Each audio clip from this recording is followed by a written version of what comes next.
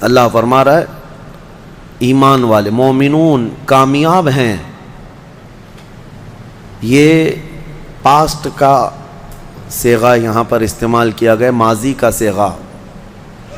قد افلح المؤمنون، مومنین کامیاب ہو چکے، ہوں گے نہیں، ہو چکے.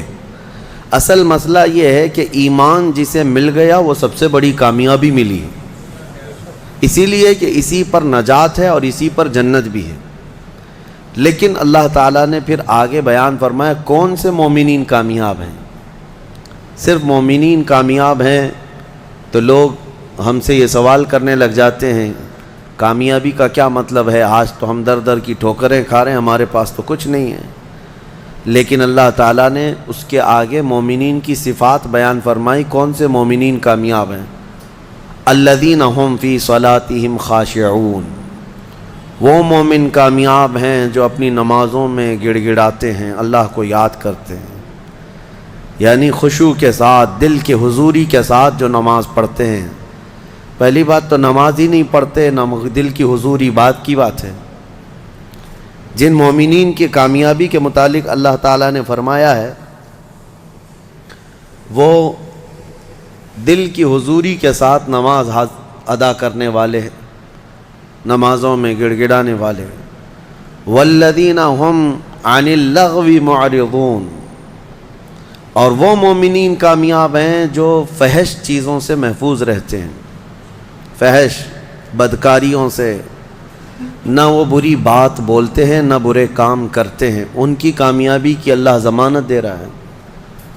اور جو چوری میں، ڈکیتی میں، زنا میں ملوث ہیں ان کا کیا اس سے تعلق ہے کامیابی سے؟ والذین هم للزکاة فاعلون، اور جو زکوٰۃ مکمل طور پر دیتے ہیں وہ مومنین کامیاب ہیں. 5ویں نمبر پہ والذین هم لفروجہم حافظون، اور وہ مومنین کامیاب ہیں جو اپنی شرمگاہوں کی حفاظت کرتے ہیں. اللہ تبارک و تعالیٰ نے یہاں پر جن مومنین کی کیٹیگری بیان کی ہے اس میں اگر ہم فٹ بیٹھتے ہیں تو پھر سوال بھی کریں آپ کہ ہماری کامیابی کہاں ہے، اور نہیں ہے تو پھر اس کی اصلاح کریں. نمازوں میں کہیں کمی ہوگی، یا لغویات میں ہوں گے، یا زکوٰۃ میں کم ہوں گے، یا پھر جو ہے اپنی حفاظت میں کمی ہوگی، کہیں نہ کہیں کوئی کمی ہوگی. ورنہ رب تبارک و تعالیٰ کا وعدہ برحق ہے کہ اللہ تعالیٰ نے جب قرآن میں کوئی چیز فرمایا کہ وہ کامیاب ہے تو کامیاب ہو کے رہے گا. اللہ کریم ہمیں ان اعلیٰ صفات والے مومنین میں شامل فرمائے.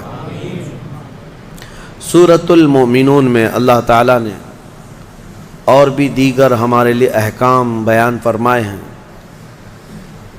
اس میں اخیر میں اللہ تبارک و تعالیٰ اس کی آخری جو آیتیں ہیں وہ بڑی ہی ہمارے لیے درس والی ہیں اور ایک جھنجھوڑنے والی آیتیں.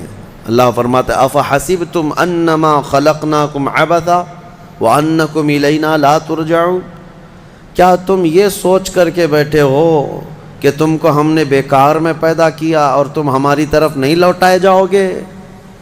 یہ اللہ تعالیٰ کا سوال ہے.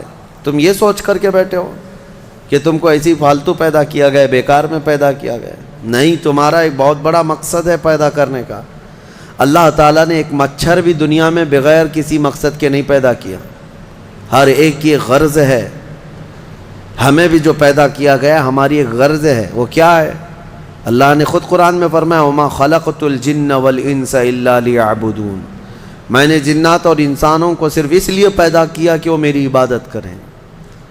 اللہ کی عبادت کرنا یہ انسان کی تخلیق کا مقصد ہے، اور جو انسان اپنے اصلی مقصد کو بھول گیا پھر وہ انسانیت سے بھی ہٹ گیا ہے، انسانیت سے بھی ہٹ گیا ہے.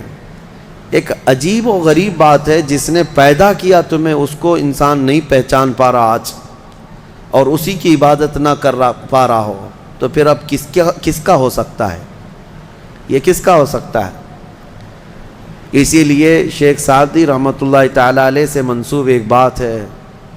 آپ نے فرمایا جو نمازیں نہیں پڑھتا، جو اللہ کی عبادت نہیں کرتا، اس کو قرضہ بھی مت دو، قرض بھی مت دو. کہا کیوں؟ قرض سے اس کا کیا تعلق؟ کہا جو اللہ کا قرض نہیں ادا کر رہا وہ تمہارا کیا ادا کرے گا؟ قرض نہیں بلکہ اللہ کا فرض ہے.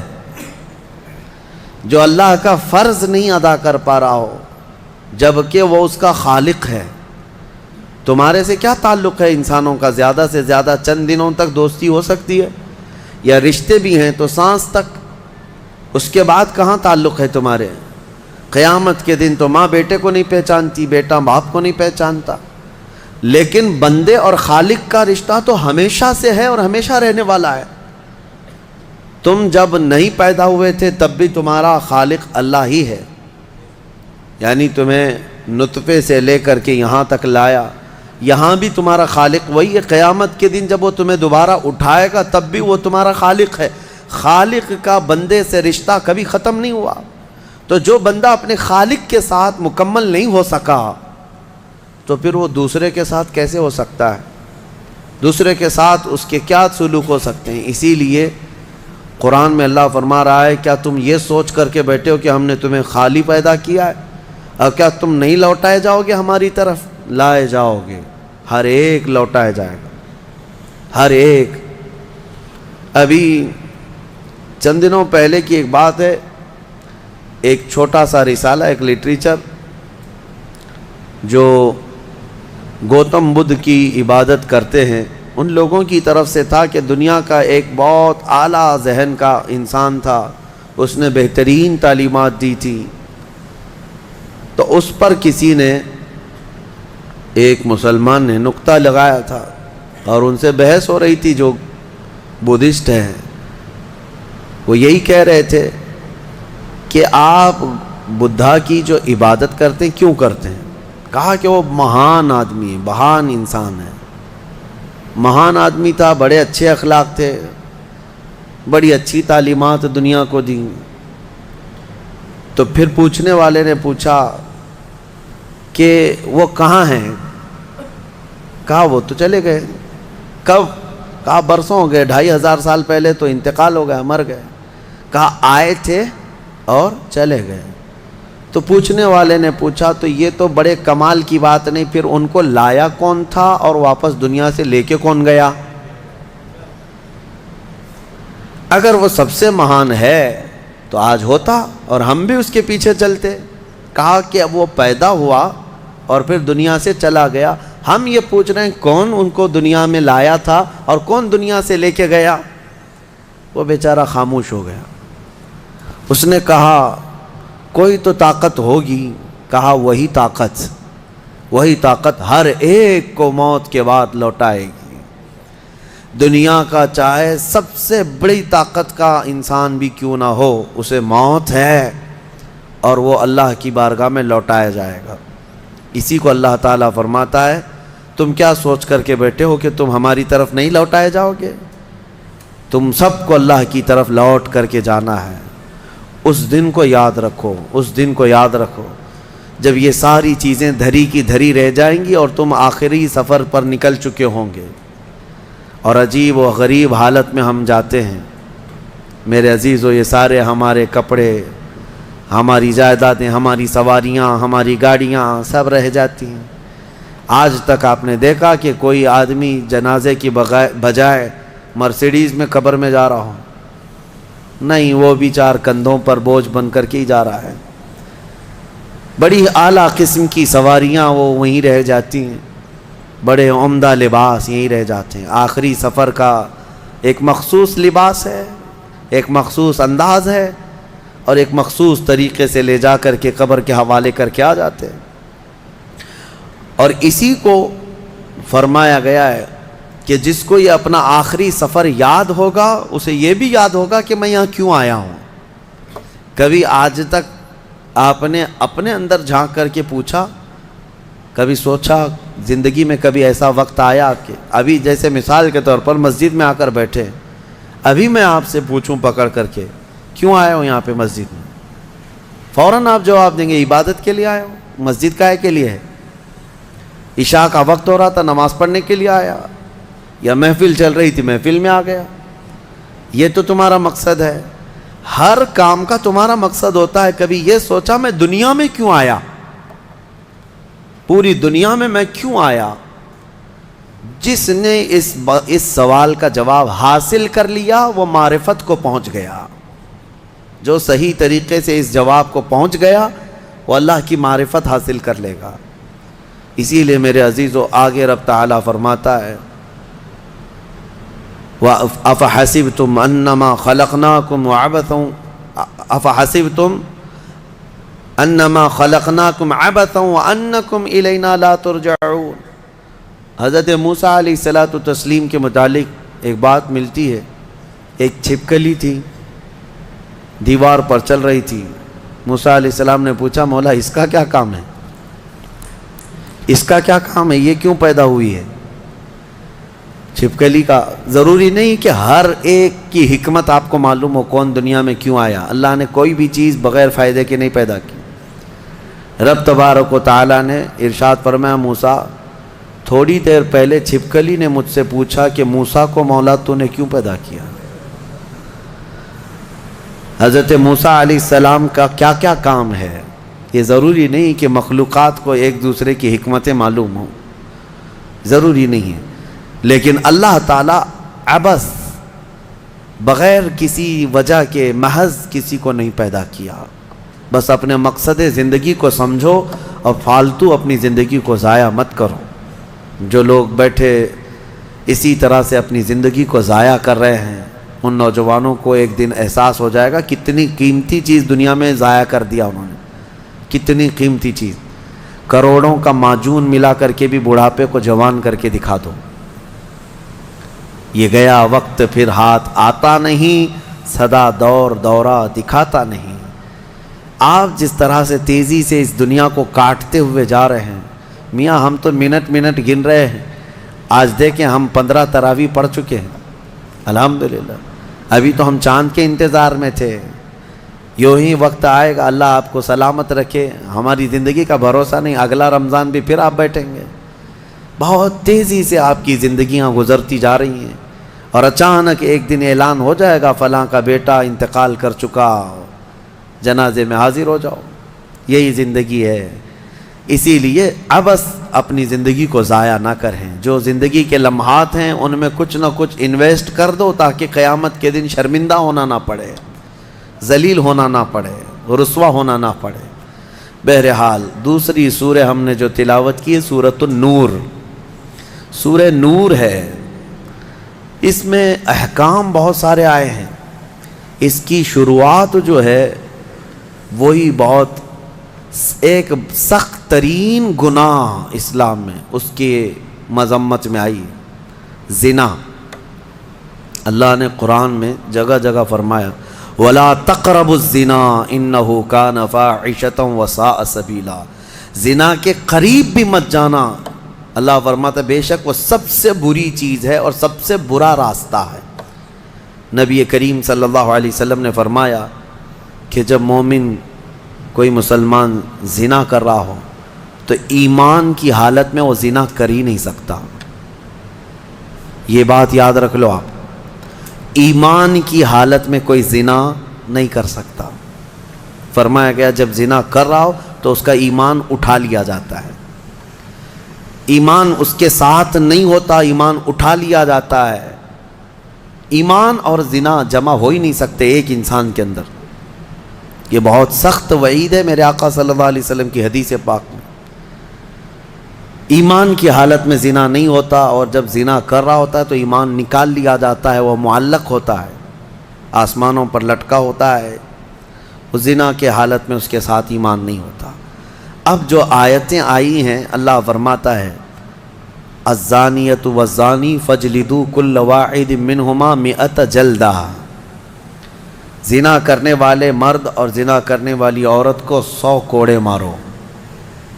یہ ان کے لیے ہے جو غیر شادی شدہ ہے، اور جو شادی شدہ ہیں ان کے لیے رجم ہے. رجم کا مطلب ہے پتھروں سے اتنا مارو کہ وہ ختم ہو جائے، ان کی موت تک انہیں سنگسار کرنا ہوگا.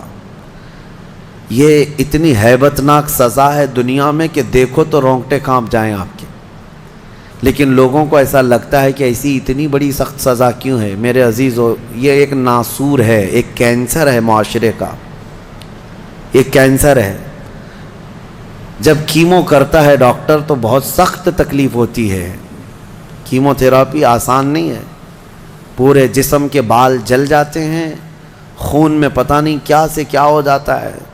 کیوں؟ ایک پھوڑی کہیں پر کینسر کی آئی ہوتی ہے, اس کو ختم کرنے کے لیے پتہ نہیں 10 12 کیمو دیے جاتے ہیں. زنا جو ہے پورے معاشرے کا ناسور ہے, کینسر ہے. اور اگر اس پھوڑی کو نہیں ختم کیا گیا تو ہر ایک کے ہاں یہی چیز, یہی پھوڑی ہوگی, یہ وائرس کی طرح پھیلے گا. اور اسلام نے یہ سب سے بڑی سزا رکھی ہے زنا میں, سب سے بڑی سزا ہے. آج دنیا یہ مطالبہ کر رہی ہے کہ ریپسٹ کو اسلامی سزا دی جائے. کیوں؟ ان کی بیٹیوں کا جب ریپ ہو جائے تو وہ چلاتے ہیں. اسلام وہ ہے جو ہر ایک کی بیٹی کو بیٹی کا ہی درجہ دیتا ہے, ایک عظیم خاتون کا ہی درجہ دیتا ہے.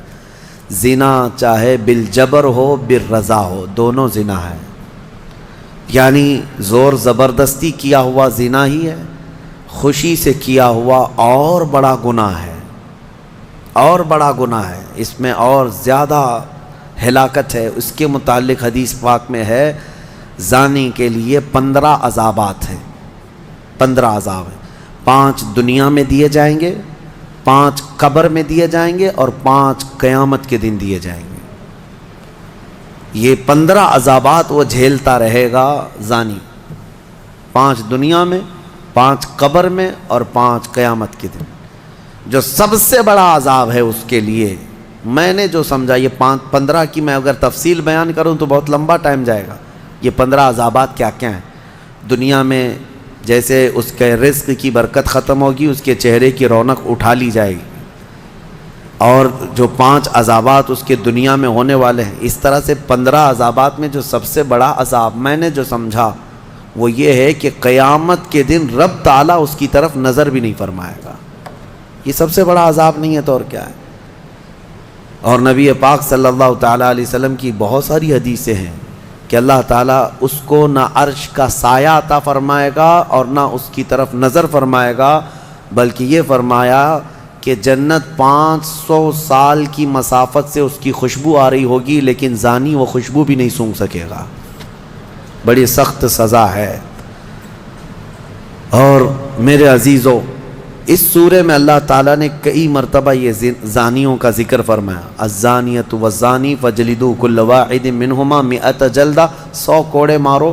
ولا تأخذکم بہما رأفۃ فی دین اللہ, اور اللہ کے دین میں کوئی ہمدردی مت لینا, یہ بھی حکم ہے. کسی کے ساتھ نرمی مت کرنا, ایسے اگر کسی کے ساتھ ہو گیا ہے تو. ان کنتم تؤمنون باللہ والیوم الاخر, اللہ فرما رہا ہے اگر تم اللہ اور آخرت پر ایمان رکھتے ہو تو ذرا برابر بھی نرمی نہ لینا اس پر. وہ اور دوسرا ایک اور سخت حکم یہ ہے, وَلْيَشْهَدْ عَذَابَهُمَا طَائِفَةٌ مِّنَ الْمُؤْمِنِينَ, زانی اور زانیہ کو چپکے سے کہیں سزا مت دے دینا, بلکہ اللہ فرما رہا ہے ان دونوں کے عذاب پر پورے مومنوں کو گواہ بناؤ, سب کے سامنے ان کی سزا ہو.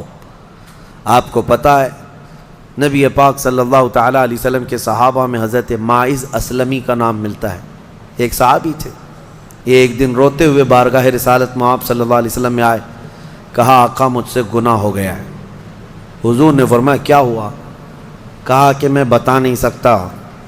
حضور نے پھر پوچھا بتاؤ تو صحیح کیا ہوا ہے؟ کہا بولتا ہوں تو منہ کو کلیجہ آ جاتا ہے. کلیجہ منہ کو آ جائے اس طرح کی چیز ہے, میں نہیں کہہ سکتا. حضور نے فرمایا بتاؤ ماعز, تمہارے لیے ہم ذریعے حل تلاش کر کے بتا دیں. انہوں نے کہا یا رسول اللہ مجھ سے زنا ہو گیا ہے. اتنا کہنا تھا, نبی پاک صلی اللہ علیہ وسلم نے اپنا چہرہ پھیر لیا. صحابی ہیں حضور کے, خطا ہو گئی میرے آقا, لیکن آیا ہوں آپ کے دربار میں. جب حضور نے اپنا چہرہ پھیر لیا, اب بچا کیا تھا؟ اب وہ رونے گڑ گڑانے لگے, قدموں میں گر گئے. اتنا روتے رہے, اتنا روتے رہے. اسی کو شاید امام اہل سنت فاضل بریلوی نے ترجمانی میں اشعار میں یوں کہا ہے, یا رسول اللہ تجھ سے جو منہ چھپاؤں تو کروں کس کے سامنے, کیا اور کسی سے توقع نظر کی ہے؟ بد ہیں تو آپ کے, بھلے ہیں تو آپ کے, ٹکڑوں پہ یہیں کے پلے ہیں, رخ کدھر کریں؟ نبی پاک صلی اللہ تعالیٰ علیہ وسلم نے پھر ان کو اٹھایا اور پوچھا بتاؤ ہوش میں ہو، ہوش و حواس میں کہہ رہے ہو؟ حضور نے جب پوچھا کہا ہاں میں ہوش و حواس میں کہہ رہا ہوں۔ کہا تمہیں کوئی بیماری، کوئی غشی، کوئی نشہ تو نہیں؟ کہا نہیں میں ہوش و حواس میں کہہ رہا ہوں۔ 3 مرتبہ جب پوچھا تو انہوں نے اقرار کیا۔ صحابہ سے میرے آقا نے فرمایا دیکھو ماعز اقراری مجرم ہے، اسلام میں سزا ہے، یہ شادی شدہ ہے، لے جاؤ اس کو سنسار کر دو، سنسار کرو۔ خود میرے آقا صلی اللہ علیہ وسلم سزا میں تو نہیں گئے، صحابہ کے حوالے کر دیا۔ اب وہ مدینے میں ایک پہاڑی ہے جبل انم، وہاں پر لے جایا گیا اور پہاڑ کے اوپر سے ماعز اسلمی کو ڈھکیل دیا گیا۔ وہ لڑکتے ہوئے نیچے آئے، تھوڑا سا، بہت اونچی پہاڑی نہیں ہے، وہ چھوٹی پہاڑی ہے۔ پھر وہاں سے جتنے صحابہ تھے ان سب نے پتھر مارنا شروع کیا، اور سب اتنے پتھر برسائے گئے تھے کہ ماعز اسلمی کی روح نکل گئی، انتقال ہو گیا، زخمی حالت میں تھے۔ جب واپس آئے میرے آقا صلی اللہ علیہ وسلم غمگین تھے۔ اس وقت صحابہ سے پوچھ رہے تھے بتاؤ ماعز کے ساتھ کیا کیا تم نے؟ کہا حضور سب ان کو سنسار کر رہے تھے۔ ایک صحابی آگے بڑھ کر کہتے میرے ہاتھ میں اونٹ کی ہڈی تھی، وہ لے کر کے میں نے مارا تو ماعز کی کھوپڑی پر لگ گیا، خون کا فوارہ اچھل کر میرے بدن پہ آیا۔ میں نے یہ کہا یہ کس پاپی کا خون لگ گیا، یہ کس خطاکار کا خون لگ گیا؟ میں کپڑے جھاڑ کر کے باہر آ رہا، میرے آقا صلی اللہ تعالیٰ علیہ وسلم کو بڑا غم ہوا، کھڑے ہو گئے، کہا یہ جملہ مت کہو، ماعز نے موت سے پہلے سچی توبہ کر لی۔ سزا تو دینی ہی تھی، اسلامی حکومت ہے تو سزا دی جائے گی، صرف توبہ کافی نہیں ہے۔ توبہ کر لی، لیکن اب اس کے لیے برا جملہ مت کہو۔ میرے آقا نے فرمایا اللہ تعالیٰ نے ماعز کی سچی توبہ کی وجہ سے جبرائیل کو بھیجا اور یہ فرمایا یا رسول اللہ آپ کے غلام نے ایسی توبہ کی ہے کہ اس کی توبہ کے عوض اللہ نے پورے مدینے والوں کی گناہ معاف فرمایا، سب کی توبہ کے برابر فرما دیا۔ میرے عزیزو سزا تو دی گئی۔ ایک اور صحابی آئے، وہ بھی آئی تھی بارگاہ رسالت میں آپ صلی اللہ علیہ وسلم میں، کہا کہ مجھ سے خطا ہو گئی ہے، حمل بھی تھا۔ حضور نے فرمایا جاؤ بچے کی ولادت کے بعد آؤ۔ بچہ پیدا ہو گیا، وہ بچہ کو 1 دن 2 دن کا بچہ تھا، وہ لے کر کے حاضر ہو گئی، کہا مجھے پاک کر دیجئے، مجھے پاک کر دیجئے۔ ان صحابہ کو یہ ڈر تھا کہ قیامت کی سزا بہت سخت ہے، دنیا ہی میں لے لو بہتر ہے، بہت عظیم ہے سزا جو قیامت کے متعلق فرمایا گیا۔ وہاں تو ہلکی سزا یہ ہے زنا پر کہ فرشتے لوہے کی سلاخ جو ہوتے ہیں وہ گرما کر کے ان کی شرمگاہوں پر مار رہے ہوں گے، اور ان کی شرمگاہوں سے جو پیپ نکل رہا ہوگا محشر کے دن، فرمایا کہ ان کی بدبو سے پورے محشر والے کانپ رہے ہوں گے۔ زانیوں کی جو ہلکی سزا ہے، پھر جہنم کی سزا کا تو کیا شمار ہی نہیں۔ لیکن یہ صحابیہ آئیں، کہا کہ حضور نے فرمایا بچہ ہونے کے بعد، اور بچہ لے کر کے پھر آئی۔ حضور نے فرمایا ابھی تو پیدا ہوا بچہ، اس کا حق ہے، اس کو جاؤ دودھ پلا کے آؤ۔ حضور پاک صلی اللہ علیہ وسلم کے پاس سے وہ گئیں، 2 سال تک دودھ پلایا، اور پھر جب بچہ تھوڑا بہت چلنے پھرنے لگ گیا، غلط صحیح کو پہچاننے لگ گیا، تو آئی حضور کی بارگاہ میں، کہا یا رسول اللہ اب میرا بچہ میرے بغیر رہ سکتا ہے، یہ صحیح غلط کو پہچاننے لگ گیا، اب دودھ بھی چھوڑ چکا ہے، مجھے پاک کی کریں۔ وہ کیسی خواتین تھیں اس وقت بھی، چاہتے تو بہانے بنا لیتے، میں نے کیا ہی نہیں، خود اقرار کر کے انہیں پاک ہونا ہے۔ اللہ کی بارگاہ میں یہ عیب اور یہ دھبا لے کر نہیں جانا چاہتا۔ پھر ان کے سنسار کا بھی حکم دیا گیا، اس خاتون پر بھی سنساری ہوئی، یہاں تک کہ ان کی موت واقع ہو گئی۔ میرے عزیز و اسلام میں بڑی عظیم سزائیں ہیں، صرف میں یہ دنیاوی سزا آپ کو سنا رہا ہوں، اس سے گیس کر سکتا ہے آدمی دنیا میں جو ہائیسٹ سزا ہے اسلام میں وہ زنا پر ہے، لیکن یہ بھی کہا گیا ہے کہ یہ صرف اور صرف 100 میں سے 99 حصہ بھی اس کا یہاں سزا نہیں دی جا رہی، باقی 99 درجے زیادہ حشر کے دن اس کی سزا ہے۔ اگر وہ توبہ کے بغیر مر گیا اگر وہ پاک ہوئے بغیر مر گیا، اس سے 100 گنا 99 گنا زیادہ جو یہاں دنیا میں سزا دی جا رہی، اس کا 99 درجے زیادہ حشر کے دن وہ سزا پائے گا۔ اسی لیے وہ دن یاد کر کے ہی جان پگھل جاتی ہے، جسم تھر تھر کانپنے لگتا ہے، وہ قیامت کا منظر۔ اللہ کریم ہمیں ان تمام برے فواحشات سے محفوظ فرمائے۔ اس سورہ میں اللہ تعالیٰ نے فرمایا یا ایھا الذین آمنوا لا تدخلوا بیوتا غیر بیوتکم حتی تستأنسوا وتسلموا علی اہلہا، اے ایمان والو دوسروں کے گھروں میں ڈائریکٹ ایسے داخل مت ہو جاؤ جب تک کہ تم سلام نہ کر لو، یہ تمہارے لیے بہتر ہے۔ گھر میں جانے کے آداب میرا مولا سکھا رہا ہے، ڈائریکٹ گھس نہ جانا کسی کے گھر میں، سلام کرو پہلے، اور آگے پوچھ رہے ہیں، آگے کی باتیں بتاتا ہوں۔ دروازے پر کھڑے ہو کر کے دستک دو، 3 مرتبہ دستک دینا ہے، اگر 3 بار میں بھی جواب نہیں آیا تو فرمایا گیا واپس پلٹ جاؤ، اس کے پیچھے نہ لگ جاؤ۔ وَإِن قِيلَ لَكُمُ ارْجِعُوا فَارْجِعُوا، اگر کہہ دیا جائے کہ لوٹ جاؤ تو لوٹ جاؤ، اور لوٹ جانے کے لیے کچھ جگہ پر کہا جاتا ہے اور کچھ جگہ اشارے مل جاتے ہیں۔ جواب نہیں آ رہا ہے گھر کے اندر سے تو وہاں سے نکل جانا چاہیے۔ آگے آیت میں ہے لیس علیکم جناح ان تدخلوا بیوتا غیر مسکونۃ فیہا ومتاع لکم، ہاں ایسا کوئی گھر ہے جس میں کوئی رہتا ہی نہیں ہے تو اس گھر میں ایسی بغیر کسی کو سلام کیے ایسی داخل ہو گئے تو اللہ فرما رہا ہے کوئی گناہ نہیں ہے۔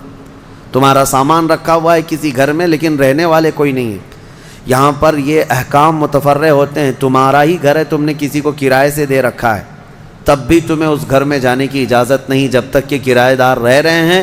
باہر سے سلام کرو، اور سلام کرنے کے اہل نہیں ہیں تو دستک دو۔ ضروری نہیں ہے کہ صرف سلام کے ذریعے ہی سے لوگوں کو پہچانا جائے، سلام کے اگر اہل نہیں ہیں وہ لوگ جو رہ رہے ہیں تو دستک دو، اس لیے کہ کون کس حالت میں بیٹھا ہوا ہے یا بیٹھی ہوئے تمہیں اندازہ نہیں۔ یہاں تک کہ حکم یہ ہے کہ دروازے پر دستک دے کر کے دروازے کے بالکل سامنے کھڑا ہونا بھی یہ درست نہیں، بلکہ فرمایا گیا دائیں جانب ہو جاؤ یا بائیں جانب ہو جاؤ، اس لیے کہ اگر کوئی خاتون دروازہ کھولے تو تمہارا آمنا سامنا نہ ہو جائے، یہ اسلام ہے۔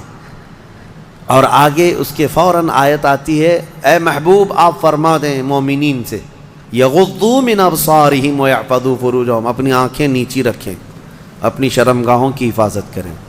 زنا کی ابتدا آنکھوں سے شروع ہوتی ہے، آنکھوں سے ہوتی ہے، اور اللہ تعالیٰ نے وہیں پر بند باندھ دیا۔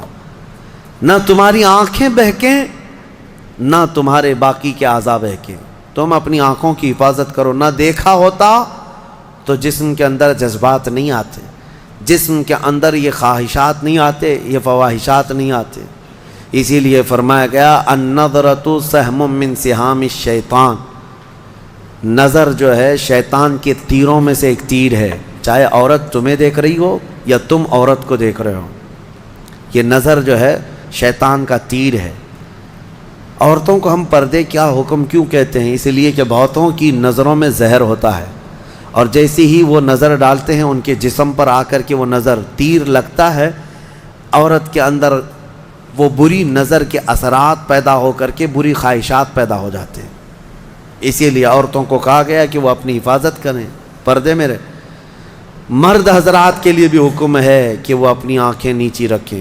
تم نے اگر آنکھوں کو آوارہ چھوڑ دیا تو یہ آنکھیں تمہیں زنا تک لے جائیں گی۔ یہاں نظروں کی حفاظت بہت ضروری ہے، بہت ضروری ہے میرے عزیزو۔ یہاں تک کہ حدیث پاک میں ہے اگر کسی نے کسی کے گھر میں نظر ڈالی اور گھر والے کو یہ برا لگا تو گھر والے کو اجازت ہے کہ وہ پتھر اٹھائے اور اس کی آنکھ پھوڑ دے، اللہ اس سے مواخذہ نہیں فرمائے گا۔ کتنی بڑی بات ہے، کتنی بڑی بات ہے۔ اگر گھر والے نے آنکھ پھوڑ دیا تو اللہ اس کا مواخذہ نہیں فرمائے گا۔ کیوں؟ گھروں کی عزت کے لیے اللہ تعالیٰ نے اتنے سخت طریقے سے قوانین بنائے۔ اسلام جو ہے سوسائٹی چاہتا ہے، یہ نہیں ہے کہ یہ یورپ امریکہ کی طرح عیاشی، کوئی کسی کے ساتھ کوئی کسی کے ساتھ، کون کس کا بچہ ہے کون کس کا باپ ہے پتہ ہی نہیں۔ اسلام میں نسب اور نسل کا بہت زیادہ اہتمام ہے، بہت زیادہ اہتمام ہے۔ جن 5 چیزوں کی حفاظت فرض ہے ہر مسلمان پر، اس میں نسب کی حفاظت بھی فرض ہے۔ سب سے پہلی چیز جو مسلمان پر فرض ہے وہ جان کی حفاظت ہے، اور ان 5 چیزوں کو پھر کبھی میں عرض کروں گا، 5 چیزوں کی حفاظت ہر مسلمان پر فرض ہے۔ اس میں جان کی حفاظت، اپنی عزت کی حفاظت اور اپنے نسب کی حفاظت فرض ہے۔ اپنے نسب کی حفاظت یہ نہیں ہے، یہی تو معاملات ہیں، کسی عورت کو آپ نے طلاق دے دیا، تمہاری عورت تو نہیں ہے، عدت کے کیا معاملات ہیں؟ یہ عدت کیوں رکھی گئی؟ ارے ادھر طلاق دی ہے، دوسرے دن وہ کسی اور سے نکاح کر لیتی؟ نہیں نا، عورت کے 3 حیض آنے تک انتظار کرو، دوسرے آدمی کو نکاح کرنا ہے۔ کیوں؟ اس لیے کہ پہلے آدمی کا اگر ذرا برابر بھی نطفہ باقی رہ گیا طلاق کے وقت، تو پھر اس عورت سے دوسرا مرد نکاح کر لیا، تو پھر 2 مردوں کا نطفہ ایک عورت کے اندر جائے گا، تو نسب میں خلط ملط ہو جائے گا، کس کا بچہ ہے پتہ نہیں چلے گا۔ عورت کو پورا پاک ہو جانے دو، کلین ہو جانے دو، تاکہ دوسرا کوئی نکاح کر رہا ہے تو یہ ثابت ہو جائے کہ یہ اس کے بعد اگر بچہ ہوگا تو